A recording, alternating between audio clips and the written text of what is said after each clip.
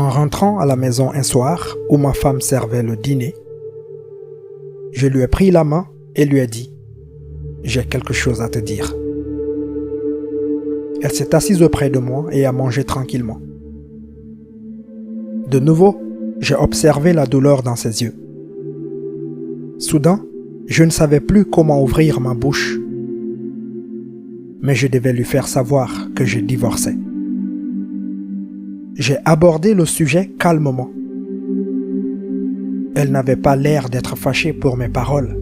Elle m'a plutôt demandé doucement « Pourquoi ?» J'ai esquivé sa question. Cela l'a mise en colère. Elle a jeté le bout de pain qu'elle tenait dans sa main droite et m'a crié « Tu n'es pas un homme !» Cette nuit-là, on ne s'est plus parlé. Elle pleurait. Je savais qu'elle voulait savoir ce qui était arrivé à notre mariage. Mais je pouvais difficilement lui donner une réponse satisfaisante. Elle avait perdu mon cœur au profit de Clarisse. Je ne l'aimais plus. Je ne faisais que l'observer avec un sentiment de pitié. Avec un profond sentiment de culpabilité, j'ai rédigé un accord de divorce qui stipulait qu'elle pouvait posséder notre maison, notre voiture et 30% des parts de ma société. Elle y a jeté un coup d'œil, puis l'a déchiré en morceaux. La femme qui avait passé 10 ans de sa vie avec moi était devenue une étrangère. Je me suis senti désolé pour le temps, les ressources et l'énergie qu'elle avait gaspillées, mais je ne pouvais pas retirer ce que j'avais dit, car j'aimais tellement Clarisse. Finalement, elle a pleuré bruyamment devant moi, ce à quoi je m'attendais. Pour moi, ces pleurs étaient en fait une sorte de libération. L'idée du divorce qui m'obsédait depuis plusieurs semaines semblait être plus ferme et plus claire maintenant. Le lendemain, je suis rentré très tard à la maison et je l'ai trouvée en train d'écrire quelque chose à la table. Je n'ai pas dîné, mais je suis allé directement me coucher et me suis endormi très vite car j'étais fatigué après une journée mouvementée avec Clarisse.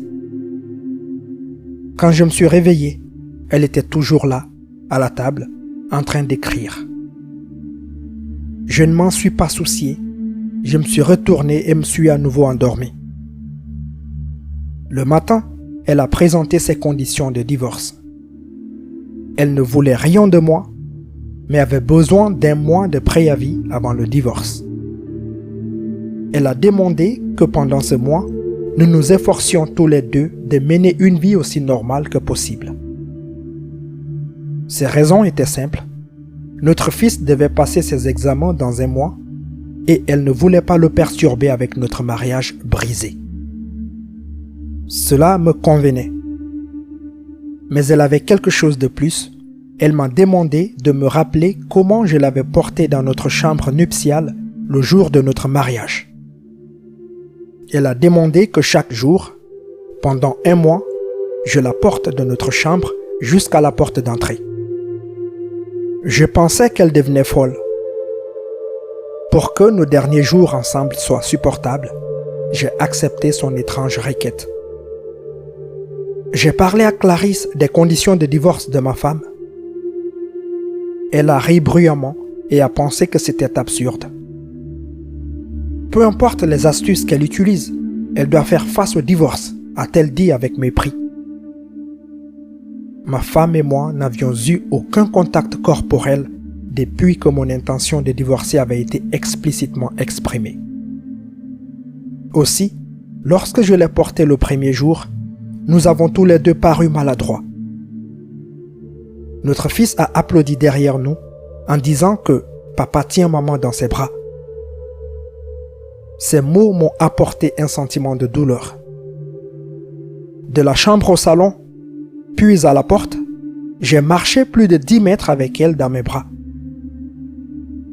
Elle a fermé les yeux et m'a dit doucement « Ne dis pas à notre fils que nous avons divorcé. » J'ai hoché la tête, me sentant quelque peu contrarié. Je l'ai déposée devant la porte. Elle est allée attendre le bus pour le travail. J'ai conduit seul jusqu'au bureau. Le deuxième jour, nous avons tous les deux agi beaucoup plus facilement. Elle s'est appuyée sur ma poitrine. Je pouvais sentir le parfum de son chemisier. Je me suis rendu compte que je n'avais pas regardé cette femme attentivement depuis longtemps. Je me suis rendu compte qu'elle n'était plus toute jeune. Il y avait des fines rides sur son visage, ses cheveux grisonnaient. Notre mariage avait fait des ravages sur elle. Pendant un instant, je me suis demandé ce que je lui avais fait. Le quatrième jour, lorsque je l'ai soulevée, j'ai senti que l'intimité revenait. C'était la femme qui m'avait donné 10 ans de sa vie. Le cinquième et le sixième jour, je me suis rendu compte que notre intimité grandissait à nouveau. Je n'en ai pas parlé à Clarisse. C'est devenu beaucoup plus facile de la porter au fur et à mesure que le mois passait. Peut-être que l'entraînement quotidien m'a rendu plus fort. Un matin, elle choisissait ce qu'elle allait porter. Elle a essayé plusieurs robes, mais n'a pas trouvé celle qui lui convenait. Puis elle a soupiré. « Toutes mes robes ont grandi !» J'ai soudainement réalisé qu'elle était devenue si mince. C'était la raison pour laquelle je pouvais la porter plus facilement. Soudain, j'ai compris. Elle avait enfui tant de douleur et d'amertume dans son cœur. Inconsciemment, j'ai tendu la main et touché sa tête. Notre fils est arrivé à ce moment-là et a dit « Papa, il est temps de porter maman. » Pour lui, voir son père porter sa mère était devenu une partie essentielle de sa vie. Ma femme a fait signe à notre fils de s'approcher et de la serrer très fort dans ses bras. J'ai détourné mon visage car j'avais peur de changer d'avis à cette dernière minute. Je l'ai ensuite prise dans mes bras, passant de la chambre à coucher au couloir en passant par le salon. Sa main droite entourait mon cou avec douceur et naturel. J'ai tenu fermement son corps. C'était comme le jour de notre mariage. Mais son poids, beaucoup plus léger, me rendait triste. Le dernier jour, alors que je la tenais dans mes bras, je pouvais à peine faire un pas. Notre fils était parti à l'école. Je l'ai serré fort et lui ai dit que je n'avais pas remarqué que notre vie manquait d'intimité. Je me suis rendu au bureau, sauté de la voiture rapidement sans verrouiller la porte. J'avais peur que le moindre retard me fasse changer d'avis. Je suis monté à l'étage. Clarisse a ouvert la porte et je lui ai dit « Désolé Clarisse, je ne veux plus divorcer. » Elle m'a regardé, étonné, puis a touché mon front. « As-tu de la fièvre ?» a-t-elle dit. J'ai enlevé sa main de ma tête. « Désolé Clarisse, ai-je dit. Je ne veux pas divorcer. » Ma vie de couple était ennuyeuse. Probablement parce qu'elle et moi n'attachions pas d'importance aux détails de nos vies, et non parce que nous ne nous aimions plus. Je réalise maintenant que, puisque je l'ai portée dans ma maison le jour de notre mariage, je suis censé la garder jusqu'à ce que la mort nous sépare. Clarisse s'est levée soudainement. Elle m'a donné une grande gifle, puis a claqué la porte et a fondu en larmes. Je suis descendu et je suis parti. Au magasin de fleurs, sur le chemin, j'ai commandé un bouquet de fleurs pour ma femme. La vendeuse m'a demandé ce que je devais écrire sur la carte. J'ai souri et j'ai écrit « Je te porterai chaque matin jusqu'à ce que la mort nous sépare. » Ce soir-là, je suis arrivé à la maison, des fleurs dans les mains, un sourire sur le visage. J'ai couru dans les escaliers pour trouver ma femme dans le lit, morte. Ma femme se battait contre le cancer depuis des mois. et j'étais tellement occupé avec Clarisse que je ne l'ai même pas remarqué.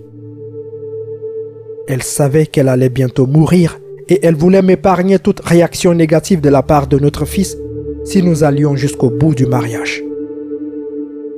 Au moins, aux yeux de notre fils, je suis un mari aimant. Les petits détails de votre vie sont ce qui compte vraiment dans une relation. Ce n'est pas le manoir, la voiture, la propriété, l'argent à la banque. Ceux-ci créent un environnement propice au bonheur, mais ne peuvent pas donner le bonheur en eux-mêmes. Trouvez donc le temps d'être l'ami de votre conjoint ou de votre conjointe et de faire ces petites choses pour l'autre qui construisent l'intimité. Ayez un vrai mariage heureux. Si vous ne partagez pas cela, il ne vous arrivera rien. Si vous avez trouvé cette vidéo utile, si vous pensez que cette vidéo peut aider un couple en instance de divorce, partagez cette vidéo avec les personnes que vous connaissez. N'oubliez pas également de vous abonner à la chaîne et d'activer la cloche de notification pour ne rien rater de nos prochains épisodes.